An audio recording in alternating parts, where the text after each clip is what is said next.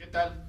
Mi nombre es Jesús Ramsés Guerrero Domínguez y el tema de mi investigación, tendiente a la última actividad de la maestría en Derechos Humanos, Derecho Constitucional y Amparo, fue los derechos que tienen los reos, los prisioneros en estos centros de readaptación social del Estado.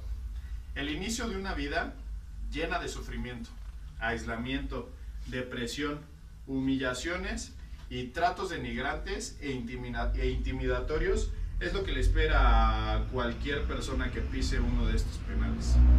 La llegada de los internos a los centros federales de readaptación social no puede ser esperada con una bienvenida cortés o con todas las comodidades que esta nueva etapa les depara. Durante sus primeras horas en los centros, los reclusos tienen una inducción muy adecuada para su situación. Son obligados a desvestirse para su revisión y a permanecer largos periodos de tiempo de pie y en una sola posición. Aquí es donde surgen los primeros roces y también las primeras acciones de abuso físico por parte de los custodios. Porque si bien es la prisión preventiva, los abusos eran emocionales y morales. El roce con gente déspota y autoritaria es un roce que va desgastando a absolutamente toda la gente, y en los penales es con el tipo de gente que te vas a encontrar. Entre los abusos de autoridad por parte de los custodios y directores de los centros de readaptación social están el aislamiento y el maltrato físico de los reclusos. Revisiones frecuentes y con extremo ánimo de denigrar y humillar a la persona también son llevados a áreas de observación y clasificación, obligándolos a someterse a estudios de personalidad en donde su intimidad y privacidad se ve alterada gravemente. Pero no solo sufren abusos por parte de los custodios y autoridades de los centros de readaptación, también sus compañeros les dan una cálida bienvenida, muy ad hoc con el delito que cometieron ellos y por el cual están presuntamente en prisión. Esto sería como un ojo por ojo, llamándolo coloquialmente, y por ejemplo, si tú fuiste ratero o ladrón, te van a robar; si fuiste violador, te van a violar, etc. Ahora, con el modelo disciplinario de indeterminación del tiempo de la imposición de la sanción de aislamiento, aquí tenemos que ver la duración de la corrección disciplinaria. Se determina sobre bases de criterio técnico a cargo del personal médico de los centros federales de readaptación social. De acuerdo con el reglamento de estos mismos, la duración máxima se fija atendiendo a lo dispuesto por el instructivo correspondiente al reglamento anteriormente mencionado, pero desafortunadamente no se aplica. Un claro ejemplo de ello es que cuando algunos visitadores adjuntos de la Comisión Nacional de Derechos Humanos solicitaban los instructivos a las autoridades de los centros de readaptación social, estas no podían precisar la fecha de publicación de los mismos en el diario oficial y mucho menos proporcionarlos físicamente. Los recursos expresan que no saben cuál es el tiempo máximo durante el cual se les puede someter legalmente a aislamiento, y hace notar que esa sanción se aplica en diferentes grados de intensidad, tanto en lo relativo a su duración como en lo referente a las condiciones, puesto que hay casos que en los internos son mantenidos sin ropa durante más de 36 horas. Un punto muy relevante en ese sentido es que la Comisión Nacional de Derechos Humanos ha recibido quejas que indican que las autoridades encargadas de determinar las medidas correctivas y disciplinarias proporcionan que esté durante un tiempo definido arbitrariamente.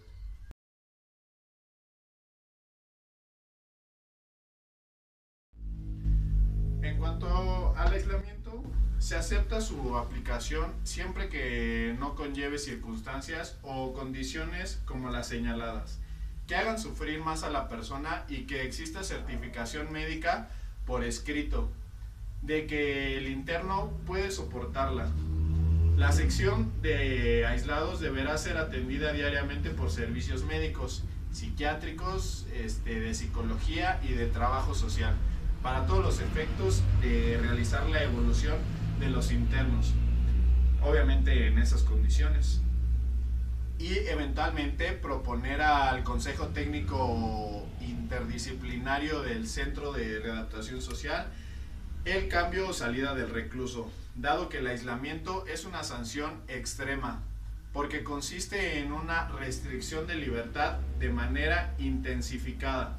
Si rebasa el límite de tiempo constitucionalmente permitido, que son 36 horas, las condiciones en que se aplica se agudizan los sufrimientos de la persona. Inevitablemente, esto se convierte en una especie de trato muy cruel. En el cuerpo legislativo del Reglamento Interior de los Centros de Readaptación Social, propiamente el artículo 107 contiene dos imprecisiones que derivan en actos de abusos. Por una parte expresa que los internos aislados serán atendidos por los servicios médicos y técnicos, y por otra, que las apreciaciones de dichos servicios en torno a la evolución de los internos en esta condición solo tiene el carácter de sugerencia para el Consejo Técnico del Centro, pues no se garantiza que se sea un médico o un psicólogo que deba realizar dicha evaluación, y mediante la segunda se establece que, no siendo concluyente el dictamen correspondiente, no es suficiente para modificar o suspender el aislamiento. A pesar de que en teoría la institución faculta de aplicar estas acciones hacia el interno, es el Consejo Técnico Interdisciplinario, el director del centro, la persona con autoridad de aplicar correcciones disciplinarias con base a la opinión emitida por el consejo, pues quienes tienen la última palabra.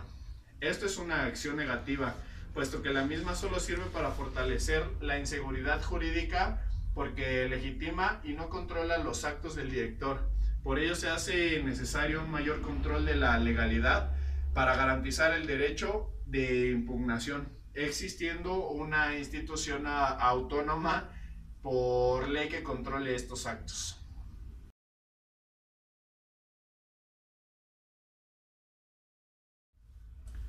Las reglas mínimas en cuanto a la defensa de los derechos de los reclusos sostienen el principio de aplicación humanitaria de la pena de prisión, que consiste en no agravar los sufrimientos inherentes al contenido aflictivo que conlleva a la privación de la libertad, de tal manera que el aislamiento en celda oscura y en condiciones que lesionan la dignidad humana, desnudez, falta de cama o de condiciones sanitarias adecuadas, es una sanción considerada como inhumana y degradante.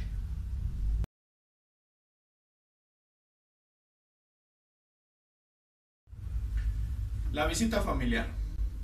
El conjunto de principios emitidos por la ONU dispone que los presos tendrán derecho a ser visitados por sus familiares y amistades y a tener correspondencia con ellos, bajo condiciones y restricciones determinadas en ley o reglamento emitido.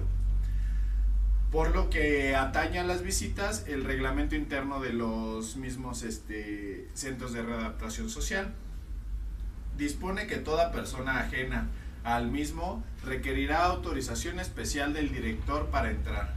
En cuanto a los menores de edad, señala que solo podrán entrar a visita los descendientes del interno. En este caso, la autorización correspondiente al Consejo Técnico Interdisciplinario es a quien corresponde.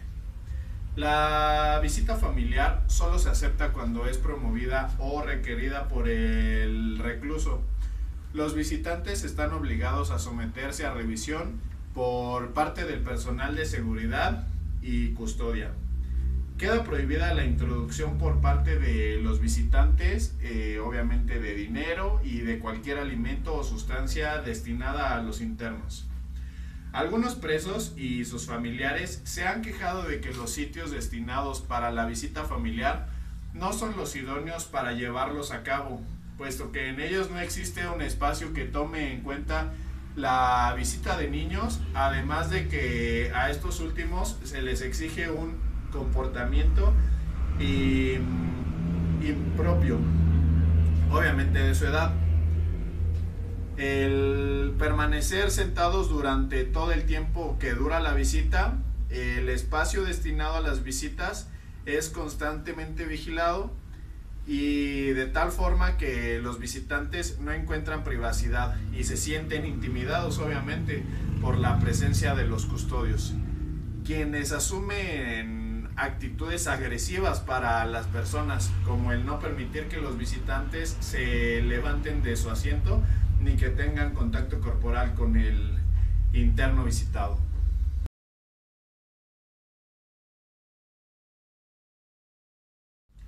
Las revisiones sorpresa a los reclusos.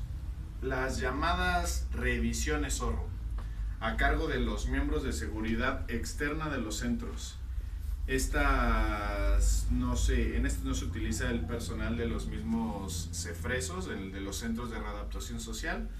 Este tipo de operaciones consiste en revisiones que son practicadas de acuerdo con técnicas especializadas y con armas poderosas, obviamente de grueso calibre, propias de las tareas que corresponden al personal de seguridad exterior a los centros.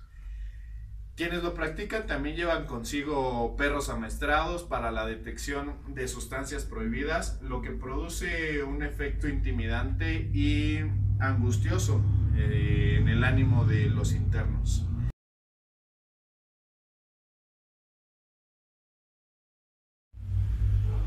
Cuando los reclusos son sometidos a estas revisiones, se les ordena bajo amenaza de que si no lo hacen, se les aplica una sanción disciplinaria más severa, como el hecho de sacar las manos fuera de la celda y que se mantengan en esa posición durante todo el tiempo que dure la revisión, antes del registro minucioso de sus pertenencias.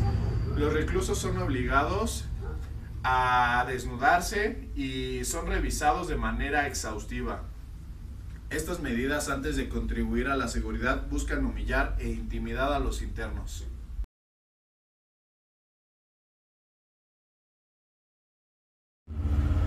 Ahora, la violación de la correspondencia de los internos y negación del derecho a presentar peticiones legítimas y formular quejas a la autoridad. Bueno, el hecho de que una sentencia dictada por un tribunal competente disponga de la privación de la libertad de alguna persona no se traduce en la pérdida de otros derechos fundamentales, como es el caso de la inviolabilidad de la correspondencia.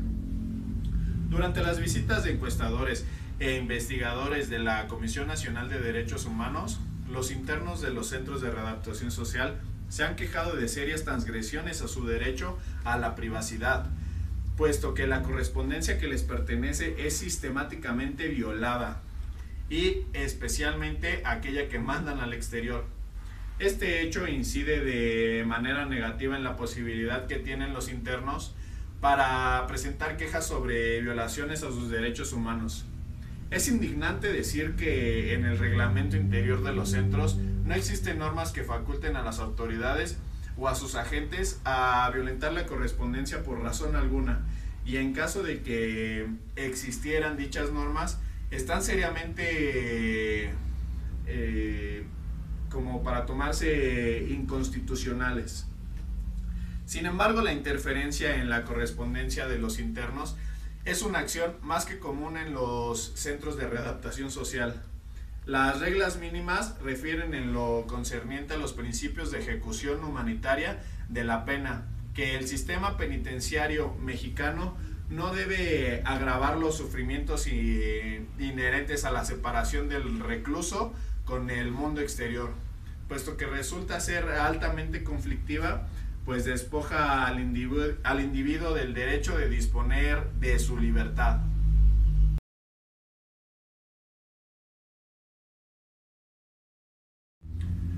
En cuanto al uso de medicina psiquiátrica y de las ciencias conductuales como formas de sometimiento y control de todas las personas que están adentro de los centros de readaptación social, existen casos documentados por la Comisión Nacional de Derechos Humanos que describen que las autoridades de los centros penitenciarios reconocían el empleo de camisas de fuerza para controlar a los internos en el área conocida como de tratamientos especiales. Algunos reclusos han explicado a los visitadores de la Comisión Nacional de Derechos Humanos que son forzados a tomar psicofármacos. Un expediente de la Comisión Nacional de Derechos Humanos hace referencia a una medida de corrección aplicada a un recluso de los centros de readaptación social, en donde se describe el castigo y segregación hacia un custodio u otras medidas aflictivas como medida de corrección. Cuando envían a algún preso a una sección de castigo, que ellos llaman acolchonados, el mismo es sometido por un número excesivo de custodios, aproximadamente unos 9. Una vez que la persona ha sido controlada, se procede a sujetarla de los pies y a inyectarle un psicofármaco llamado Aldol, que produce un completo desvanecimiento y falta de control de los esfínteres. Esta operación se complementa con la colocación de una camisa de fuerza y obviamente las esposas. Los internos pueden durar en esta sección de tratamiento por un tiempo indefinido, puesto que en el reglamento interno de los centros de readaptación no hay deslinde claro entre los correctivos disciplinarios y formas de intervención psiquiátrica.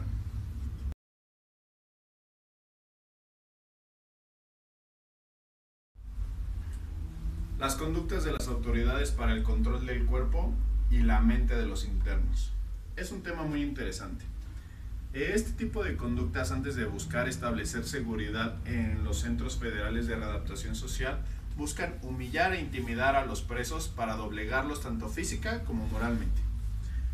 Algunas de las conductas de parte de las autoridades de los centros de readaptación social hacia los internos para tener el control sobre los mismos son tan absurdas e inhumanas, y obviamente representan un hecho muy aterrador de contar. Algunas de las prácticas intimidatorias hacia los internos de los centros podrían ser como represalias que se traducen en sanciones injustas, denigrantes y dolorosas, como resultado de quejas de los internos por conductas de los custodios, lo cual permite suponer que entre autoridades y custodios existe como un tipo de espíritu de cuerpo que sirve para encubrir acciones no apegadas a la legalidad de unos y otros. Constantes sobresaltos durante la noche y angustia provocados por ciertas prácticas de vigilancia, entre los cuales destaca el hecho que los custodios realizan rondines cada media hora, los que se llevan a cabo con un ruido estresante producido por el choque de las macanas de los custodios contra las rejas de fierro, golpeando la lámina que forma la caja protectora en cada celda para verificar si cada preso no se ha fugado.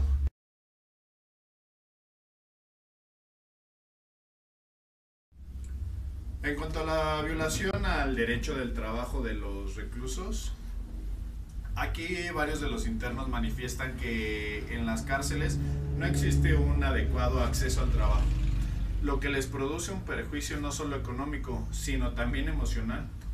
En la medida en que en el tiempo que van pasando en prisión no es aprovechable de ninguna manera, pues esto va mermando como sus aspiraciones. El hecho de que los presos no pueden desempeñar actividades acordes con su preparación, habilidades e intereses denota una ideología que se basa en un estereotipo de delincuente, que no considera la situación de procesados de muchos de ellos, ni la posibilidad del error judicial, y que supone que los reclusos no tienen preparación alguna, o que su única preparación es precisamente delinquir, o en otras palabras, la calle. Esta es una actitud fundada en un prejuicio y en una práctica inequitativa de admisión de justicia, y es fuente de un trato insensible respecto de la dignidad de la persona. porque no toma en consideración sus capacidades reales y su vocación de trabajo.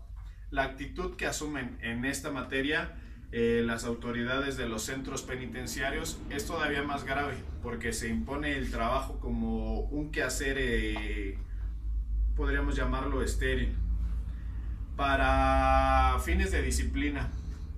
Esto fundamentalmente con la intención de someter al interno, de no dejarlo crecer.